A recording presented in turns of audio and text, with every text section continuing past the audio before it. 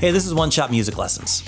I'm George, and today we're going to talk about rhyming. So when Scuff McSun was on the show, we talked a lot about rhyming.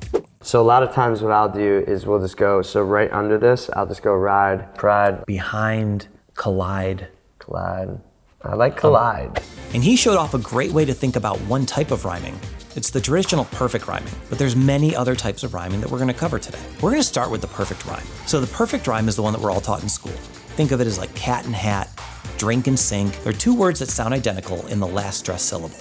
Drum and bum.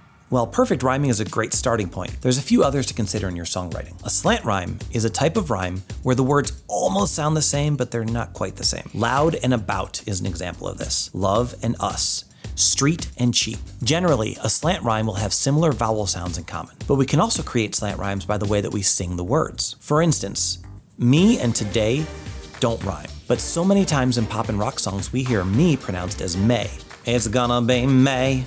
Another offshoot of slant rhymes is when you use parts of words or you accentuate the inflection or the pronunciation of parts of words. Something like forget and more. Traditionally they don't rhyme, but when you use them in writing a song, you could do something like I loved you more and I will never forget you.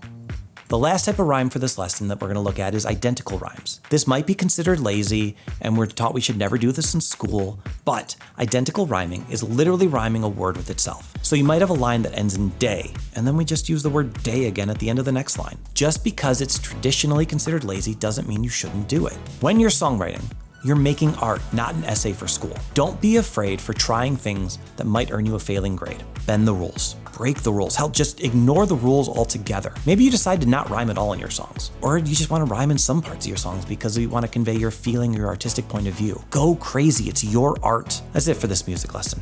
If you learned something new, drop a like, leave a comment, let us know what else you want to learn about. We'll see you next time.